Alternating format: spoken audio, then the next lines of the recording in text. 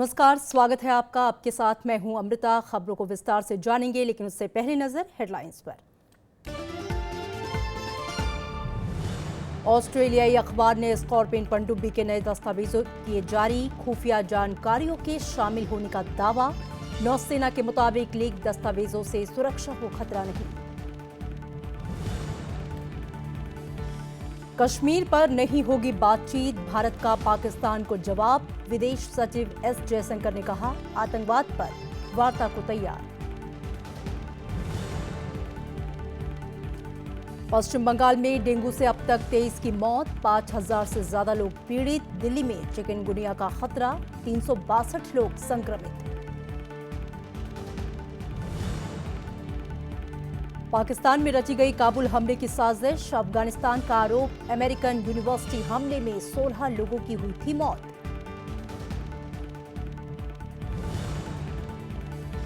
और ब्राजील के निलंबित राष्ट्रपति दिल्मा रोसेफ के खिलाफ सीनेट में महाभियोग की कार्रवाई शुरू। बहस पूरी होने पर सोमवार को वोटिंग। बजट नियमों के उल्लंघन का है आरोप।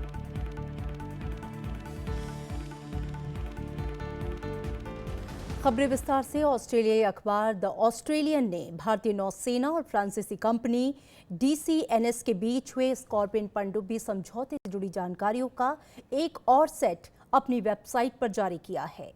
इनमें पनडुब्बी की संरचना और संचार से जुड़ी जानकारियां शामिल हैं।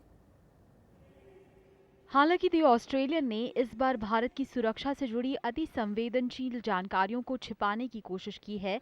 इसके बावजूद रक्षा विशेषज्ञ लीक की गई जानकारी को बेहद खतरनाक मान रहे हैं। जो जानकारियां लीक की गई हैं, उसमें पनडुब्बी की मारक क्षमता और कई तकनीकी खूबियों से जुड़ी बातें शामिल हैं। It is a matter of concern that the information is leaked, but now we have to try and cope with and see what can be done to minimize the effects of the loss of information. Website पर 22,000 से ज्यादा page upload किए गए हैं। इसमें 4,457 page पनडुब्बी के sensor, 4,209 page पानी के बाहर रहने के दौरान सक्रिय सेंसर, 4,301 पेज पनडुब्बी की मारक क्षमता और करीब 6,800 पेज कम्युनिकेशन तंत्र से जुड़े हैं। I was quite struck by one part which spoke about the acoustic signature. It also referred to the stealth characteristics. And it goes on. There is a reference to the combat management system, the torpedo tubes, the wiring, the entire technical design, blueprint as it were, of the submarine is now in the public domain. इसके अलावा जो सूचना leak हुई है, उसमें अलग अलग गति पर पनडुब्बी के शोर का स्तर, पानी की गहराई और दूरी तक जाने की क्षमता, पनडुब्बी की चुंबकीय और इंफ्रारेड के अलावा नेविगेशन सिस्टम से जुड़ी जानकारियां शामिल हैं। Bureau report, Rajya Sabha TV. और इस बीच नौसेना ने स्कॉर्पियन पनडुब्बी लीक मामले में फ्रांस से रिपोर्ट मांगी है। संवेदनशील जानकारियों को गोपनीय रखने की प्रक्रियाओं का ऑडिट भी कराया जा रहा है। साथ ही लीक दस्तावेजों में आई जानकारियों का अध्ययन भी किया जा रहा है। स्कॉर्पियन पनडुब्बी लीक मामले को सुलझाने के लिए नौसेना ने फ्रांस से मदद मांगी है। नौसेना ने फ्रांस के आयुध महानिदेशक से पूरे मामले की जांच करके रिपोर्ट देने को कहा है। इसके साथ सुरक्षा खामियों का पता लगाने के लिए आंतरिक समीक्षा शुरू हो गई है। नेवी ने ऑस्ट्रेलियन अखबार की खबर की पड़ताल करने के बाद दावा किया कि लीक दस्तावेज के प्रकाशित हिस्से से सुरक्षा को खतरा नहीं है। वहीं मझगांव डॉक लिमिटेड ने अपने यहां से तकनीकी जानकारियां लीक होने से इनकार किया है। PTI के मुताबिक कंपनी नौसेना के साथ जांच में सहयोग कर रही है। मझगांव डॉक में ही 6 स्कॉर्पियन पनडुब्बियां बनाई जा रही हैं और इस पर 23,000 करोड़ रुपए से अधिक का खर्च आएगा। इसके लिए फ्रांस की कंपनी DCNS ने तकनीकी मुहैया कराई है। इस बीच कांग्रेस ने पूरे मामले को रफा दफा करने का आरोप लगाया। पार्टी ने दोषियों को कड़ी सजा देने की मांग की है। अगर ये लीक रहस्य उजागर भारत से हुए हैं तो दोषियों को सजा दीजिए, पूरी इंक्वायरी करवाकर। और अगर ये रहस्य फ्रांस की कंपनी के द्वारा लीक किए गए हैं तो फ्रांस की कंपनी के खिलाफ क्या कार्रवाई करेंगे, ये बताइए। लीक दस्तावेजों में पनडुब्बी की तकनीक और युद्ध कौशल जैसी गोपनीय जानकारियां हैं। रक्षा मंत्रालय ने भी इस पर नौसेना से रिपोर्ट मांगी है। Bureau report, Rajya Sabha TV. और भारत ने कश्मीर पर वार्ता का पाकिस्तान का प्रस्ताव फिर से खारिज कर दिया है। PTI के मुताबिक विदेश सचिव एस जयशंकर ने पाकिस्तान के विदेश सचिव एजाज अहमद चौधरी को लिखा है कि भारत सीमा पार आतंकवाद पर वार्ता के लिए तैयार है। जयशंकर ने इसे भारत की मुख्य चिंता बताया। दरअसल पाकिस्तान के विदेश सचिव ने 19 अगस्त को दूसरी चिट्ठी लिखकर कश्मीर पर वार्ता का ताज़ा प्रस्ताव भेजा था। भारतीय विदेश सचिव ने इसका जवाब देते हुए आतंकवाद पर वार्ता की बात कही है। इसमें पाकिस्तान अधिकृत कश्मीर को भारत को जल्द से जल्द लौटाने पर भी जोर दिया गया है। 15 अगस्त को भी पाकिस्तान ने ऐसी ही चिट्ठी भेजी थी। इसके जवाब में भी भारत ने आतंकवाद पर चर्चा की बात कही थी। भारत की तरफ से भेजी गई दूसरी चिट्ठी के बाद उधर पाकिस्तान ने भी अपनी प्रतिक्रिया दी है। पाकिस्तान के विदेश मंत्रालय के प्रवक्ता नफीस जकारिया ने कहा कि कश्मीर मसला ही दोनों देशों के बीच अहम मुद्दा है और समाधान के लिए बातचीत होना जरूरी है। Whether the dialogue expands or not, Kashmir remains the main bone of contention, remains the main issue on the negotiation table of Pakistan whenever any dialogue takes place. गृह मंत्री राजनाथ सिंह ने कश्मीर में शांति बहाली की अपील दोहराई है। उन्होंने सर्वदलीय प्रतिनिधिमंडल घाटी भेजने और पैलेट गन का विकल्प जल्द खोजने की बात कही। वहीं मुख्यमंत्री महबूबा मुफ्ती ने पथराव करने वालों को अमन का दुश्मन बताया है।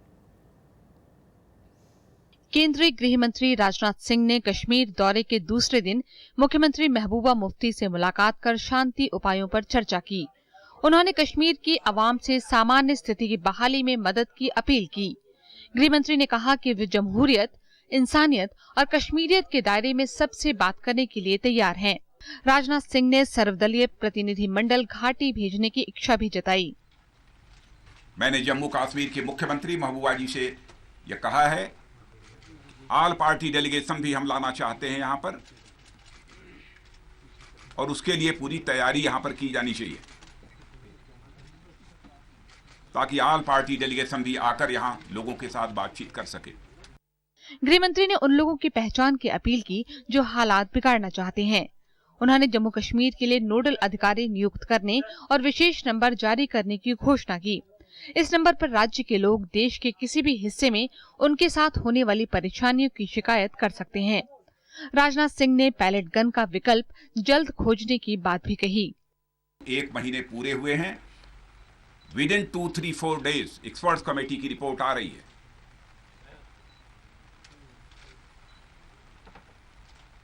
और विद इन फ्यू डेज हम लोग इस पैलेट गन का एक विकल्प, इसका अल्टरनेटिव देंगे। जम्मू कश्मीर के मुख्यमंत्री महबूबा मुफ्ती ने पथराव करने वालों की कड़ी निंदा की।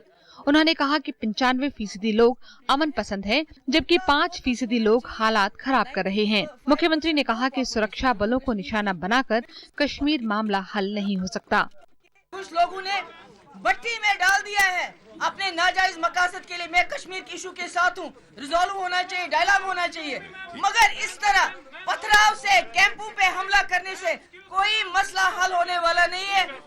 कांग्रेस ने सर्वदलीय प्रतिनिधिमंडल कश्मीर भेजने का स्वागत किया है।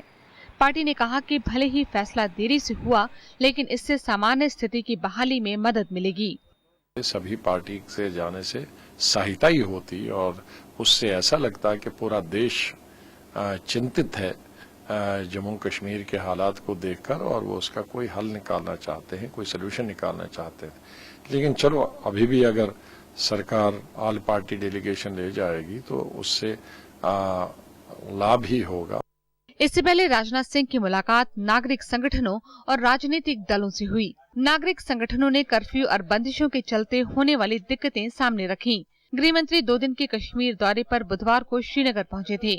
इस दौरान उन्होंने पीडीपी, नेशनल कॉन्फ्रेंस और कांग्रेस समेत करीब 20 प्रतिनिधि मंडलों के 300 लोगों से मुलाकात की। Bureau report, Rajya Sabha TV. Pellet gun का विकल्प खोजने के लिए बनाई गई समिति ने पावर शेल को ज्यादा मुफीद बताया है। पीटीआई के मुताबिक समिति ने सप्ताह की शुरुआत में दिल्ली में इसका परीक्षण भी कर लिया है। पिछले 1 साल से पावर शेल की लखनऊ में वैज्ञानिक और औद्योगिक अनुसंधान परिषद यानी कि CSIR में टेस्टिंग हो रही है। इसे मिर्ची जैसा पाउडर मिलाकर बनाया जाता है और ये नुकसानदेह नहीं होता। खास बात यह है कि घायल करने की बजाय लोगों को कुछ देर के लिए चलने फिरने से लाचार कर देती है। समिति ने इसे आंसू गैस के गोले और पेपर स्प्रे से ज्यादा मुफीद माना है। कश्मीर घाटी में कर्फ्यू लगातार 49वें दिन भी जारी है। राज्य में जारी हिंसा के बीच अब तक 65 लोग मारे जा चुके हैं। घाटी में जनजीवन तकरीबन ठप है। कई जगह लोगों को खाने पीने के सामान की किल्लत का सामना करना पड़ रहा है। हिंसा में अब तक तकरीबन 4000 सुरक्षा कर्मियों के अलावा कई लोग घायल भी हुए। इस बीच हुर्रियत नेता मीरवाइज उमर फारूक को गुरुवार को हिरासत में ले लिया गया है। मीरवाइज ने लोगों से शुक्रवार को ईदगाह चलने का आह्वान किया था। बीजेपी ने कहा है कि एनडीए सरकार के दौरान सरकारी नौकरियों में अल्पसंख्यकों की भागीदारी बढ़ी है, जिसे अगले साल तक 11% कर लिया जाएगा। अल्पसंख्यक मामलों के मंत्री मुख्तार अब्बास नकवी ने गुरुवार को पार्टी के अल्पसंख्यक सम्मेलन में ये बातें कहीं। उन्होंने कहा कि अल्पसंख्यक बहुल क्षेत्रों में विकास, पंचायतों के जरिए रोजगार और शिक्षा बढ़ाने के कार्यक्रमों का आयोजन होगा। 5 राज्यों में विधानसभा चुनाव से पहले बीजेपी ने अल्पसंख्यकों में पैठ बनाने की कोशिशें तेज कर दी है। दिल्ली में बीजेपी अल्पसंख्यक मोर्चा ने भीड़ जुटाकर ये संदेश देने की कोशिश की। अल्पसंख्यक मामलों के मंत्री मुख्तार अब्बास नकवी ने अल्पसंख्यकों को रोजगार और शिक्षा के लिए भावी योजनाओं की जानकारी भी दी। तमाम योजनाएं हैं जिसमें कि रोजगार की योजना है, शिक्षा की योजना है, उनके सशक्तिकरण की योजना है। उसको लेकर के हम प्रोग्रेस पंचायत के माध्यम से लोगों तक सीधे और तत्काल वो चीज़ें शुरू हो सकें जो उनके सशक्तिकरण में मददगार होंगी। और देश भर में हम इस तरह की प्रोग्रेस पंचायत लगा रहे हैं। पार्टी नेताओं का कहना है कि सभी पार्टियां मुस्लिमों को वोट बैंक के तौर पर इस्तेमाल करती रही हैं, लेकिन बीजेपी उनके विकास को लेकर फिक्रमंद है। मुख्तार अब्बास नकवी ने बताया कि 2012-13 में सरकारी नौकरियों में अल्पसंख्यकों का प्रतिनिधित्व 6.91% था, जो 2014-15 में बढ़कर 8.7% हो गया। अक्षर कमेटी कहती थी आप जो एडमिनिस्ट्रेटिव सर्विसेज हैं, जो सेंट्रल गवर्नमेंट की सर्विसेज हैं, उसमें जो है या गवर्नमेंट सर्विसेज हैं, उसमें जो है अल्पसंख्यकों की भागीदारी दिन ब दिन घट रही है।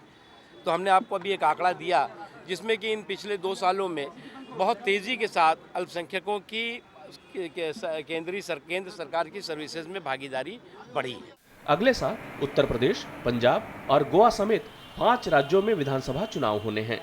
उत्तर प्रदेश में अल्पसंख्यक वोटों के लिए सभी पार्टियां पहले से ही चुनावी रणनीति बनाने में जुट गई हैं। पंचानन मिश्रा, राज्यसभा टीवी। कांग्रेस उपाध्यक्ष राहुल गांधी ने संघ परिवार पर अपने टिप्पणी को लेकर यू टर्न के आरोपों का जवाब दिया है। उन्होंने ट्विटर पर लिखा है कि वो आरएसएस के विभाजनकारी और नफरत भरे एजेंडे के खिलाफ लड़ते रहेंगे।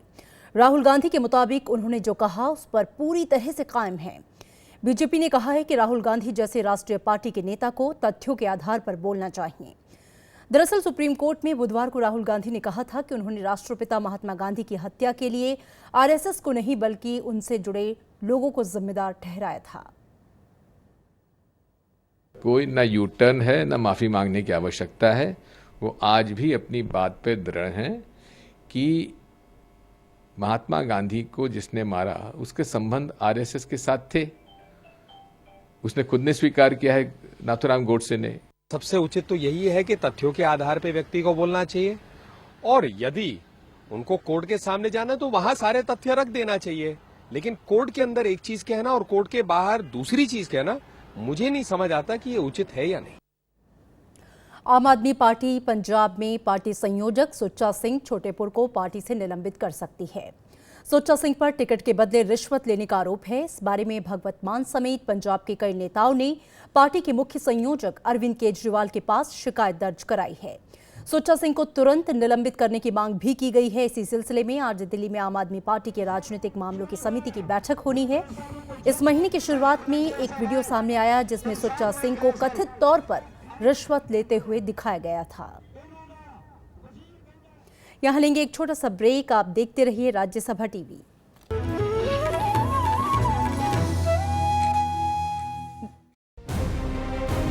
कलम गवाह है में इस बार देखिए जाने माने शिक्षाविद, लेखक और वरिष्ठ संपादक एमडी नलपत से बातचीत का दूसरा भाग। ये जो 26/11 जो था, 4 दिन के बाद मैं लिख लिया ये पूरा का पूरा आईएसआई का एक ऑपरेशन है। चिदम्बरम 6 महीने के बाद भी बोलता है ये हमको एविडेंस नहीं है, आईएसआई है। तो ये गलत है, ये तरीका जो एक पुस्तक को बैन करता, पुस्तक को बर्न करता गलत तरीका है कि लोगों को कहना कि ये खाना है, ये नहीं खाना है। This internet age is the age of freedom. कलम गवाह है श्रेष्ठ संपादकों से संवाद सिर्फ राज्यसभा टेलीविजन पर।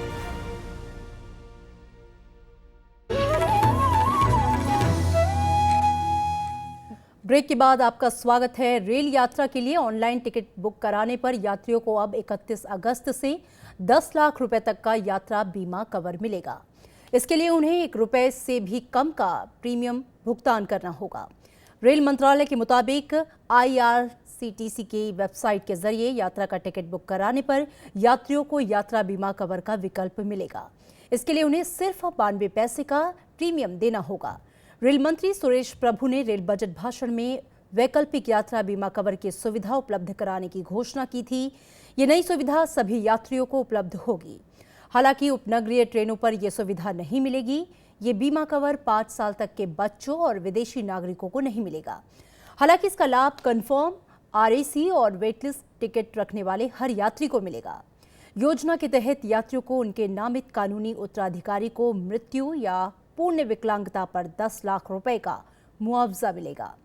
आंशिक विकलांगता पर 7.5 लाख रुपए, 2 लाख रुपए तक का अस्पताल का खर्च और ट्रेन दुर्घटना स्थल से शव ले जाने के लिए 10,000 रुपए तक का परिवहन खर्च मिलेगा। ट्रेन दुर्घटना के अलावा आतंकवादी हमला, डकैती, लूटपाट, गोलीबारी में भी ये बीमा कवर उपलब्ध होगा।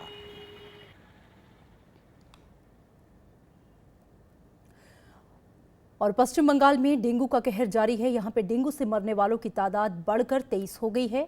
गुरुवार को दक्षिण 24 परगना जिले में एक 65 साल की एक महिला को डेंगू की वजह से मौत हो गई। महिला को की हालत बिगड़ने पर इलाज के लिए एक निजी अस्पताल में भर्ती कराया गया था। डेंगू की वजह से पश्चिम बंगाल में मरीजों की संख्या लगातार बढ़ती जा रही है। ज़्यादातर जिलों में डेंगू का वायरस फैल चुका है। जनवरी से लेकर अब तक 5,000 से ज़्यादा लोग इस जानलेवा बीमारी की चपेट में आ चुके हैं। पिछले 24 घंटे में ही डेंगू के 510 नए मामले सामने आए हैं। और दिल्ली में डेंगू और चिकनगुनिया के बढ़ते मामलों से MCD की परेशानियां बढ़ गई हैं।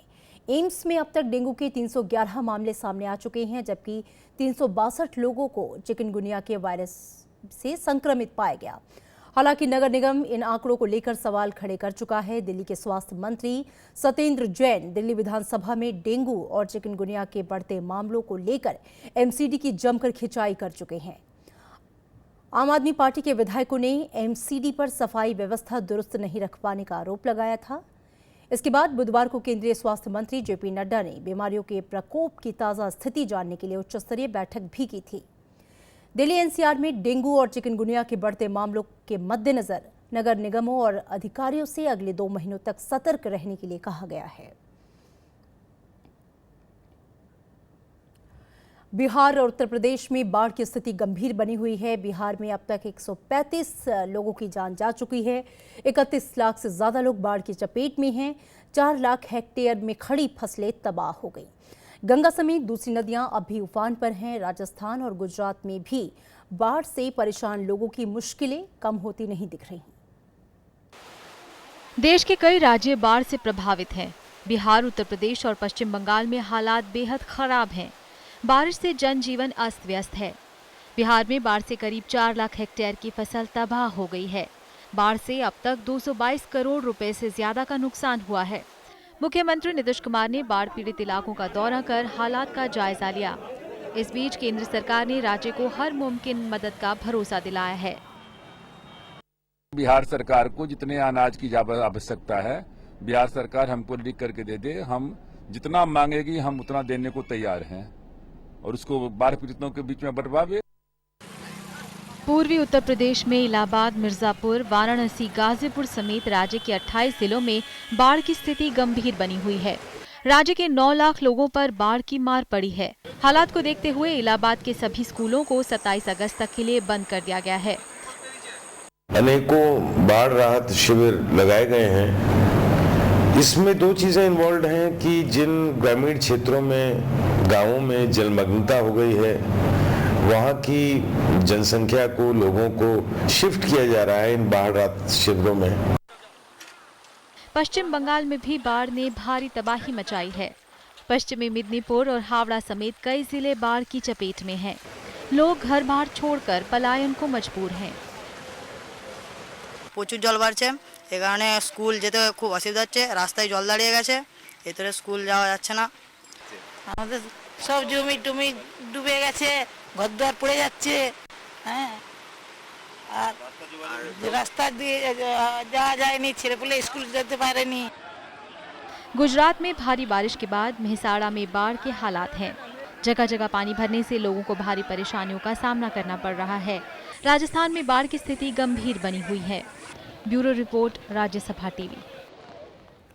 अफगानिस्तान के राष्ट्रपति कार्यालय के मुताबिक काबुल में हुए हमले की साजिश पाकिस्तान में रची गई थी।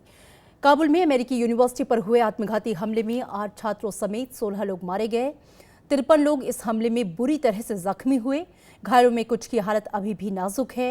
अभी तक किसी आतंकी संगठन ने इस हमले की जिम्मेदारी नहीं ली है, लेकिन इसका शक आतंकी संगठन तालिबान पर जताया जा रहा है। शुरुआती छानबीन में हमले के तार पाकिस्तान से जुड़ रहे हैं। बुधवार रात हमलावरों ने विश्वविद्यालय परिसर में ग्रेनेड से हमला किया और गोलियां बरसाते हुए अंदर घुस गए थे। करीब 10 घंटे तक चली गोलीबारी के बाद सुरक्षा बलों ने 2 आत्मघाती हमलावरों को मार गिराया था।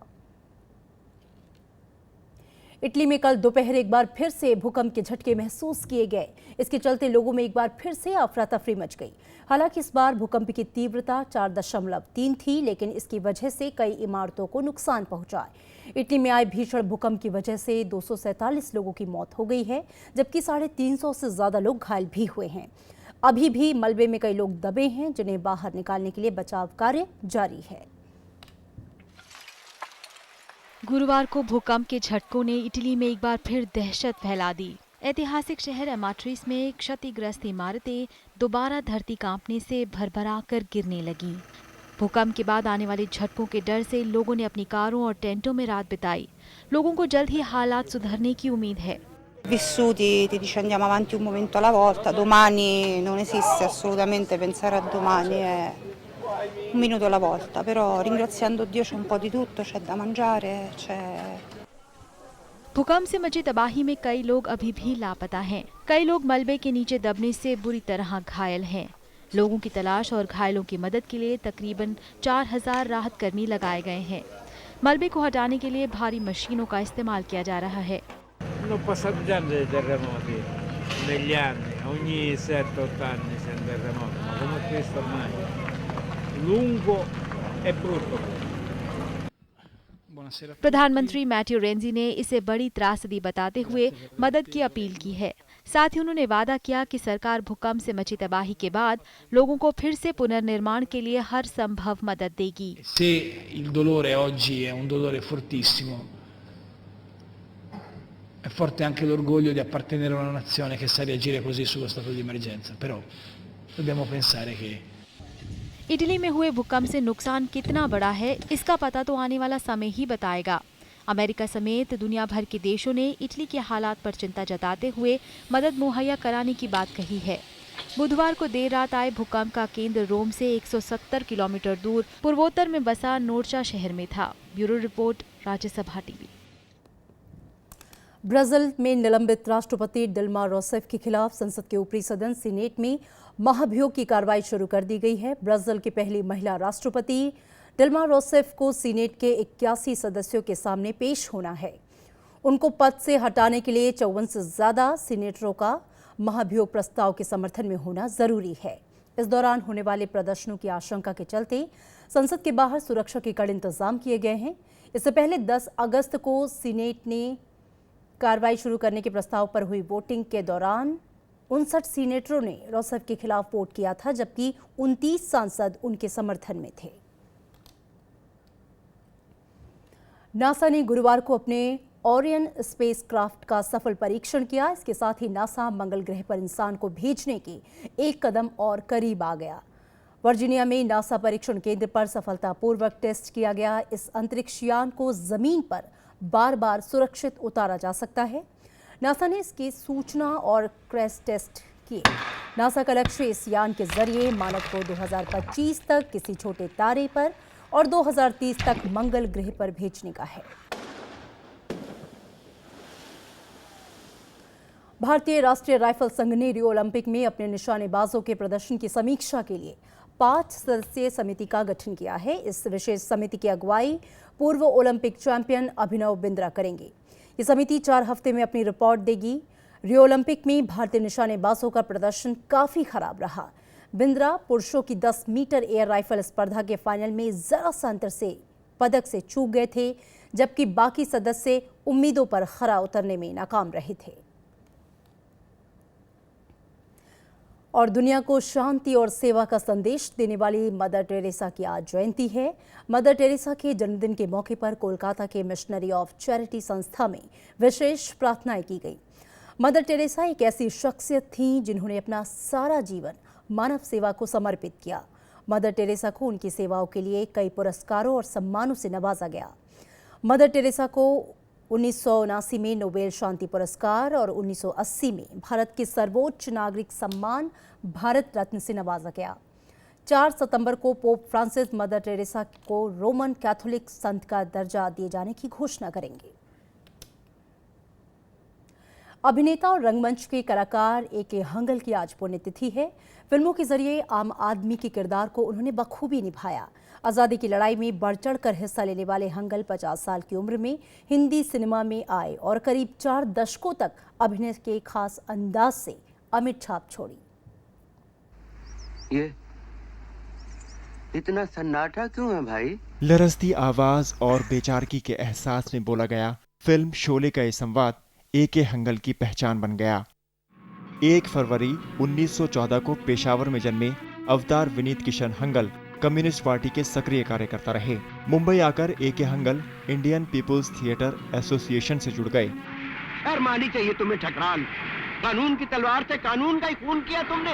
एक के घर को बर्बाद कर दिया तुमने। बताओ कहाँ जाएंगे ये बच्चे? थिएटर की दुनिया में खुश ए.के. हंगल को धीरे धीरे रुपहला पर्दा रास आ गया। वो फिल्मों में कभी पिता, कभी दादा तो कभी नौकर का किरदार निभाते नजर आए। आप जरूर कुछ छिपा रहे हैं पापा, बताइए ना क्या बात है। चंपा, तू तो जानती है हमारे शास्त्र में बुरी बात बताना मना है। उन्होंने 200 से ज्यादा फिल्मों में अभिनय किया। उन्हें 2006 में पद्म विभूषण से सम्मानित किया गया। इंतकाम लेने वाला किसी का बाप, किसी का भाई, किसी का बेटा नहीं होता, वो सिर्फ इंतकाम लेने वाला होता है। 26 अगस्त 2012 में उन्होंने दुनिया को अलविदा कह दिया। Bureau report, Rajya Sabha TV. और चलते चलते एक नजर हेडलाइंस पर। ऑस्ट्रेलियाई अखबार ने स्कॉर्पिन पनडुब्बी के नए दस्तावेज किए जारी। खुफिया जानकारियों के शामिल होने का दावा। नौसेना के मुताबिक लीक दस्तावेजों से सुरक्षा को खतरा नहीं। कश्मीर पर नहीं होगी बातचीत, भारत का पाकिस्तान को जवाब। विदेश सचिव एस जयशंकर ने कहा, आतंकवाद पर वार्ता को तैयार।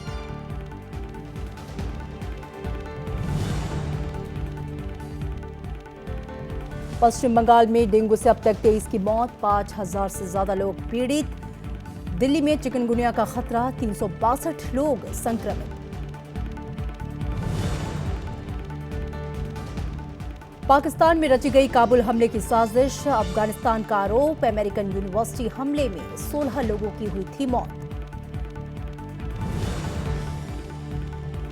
और ब्राजील के निलंबित राष्ट्रपति डिल्मा रोसेफ के खिलाफ सीनेट में महाभियोग की कार्यवाही शुरू। बहस पूरी होने पर सोमवार को वोटिंग। बजट नियमों के उल्लंघन का है आरोप। और फिलहाल खबरों में इतना ही। आगे देखिए मैं भी भारत।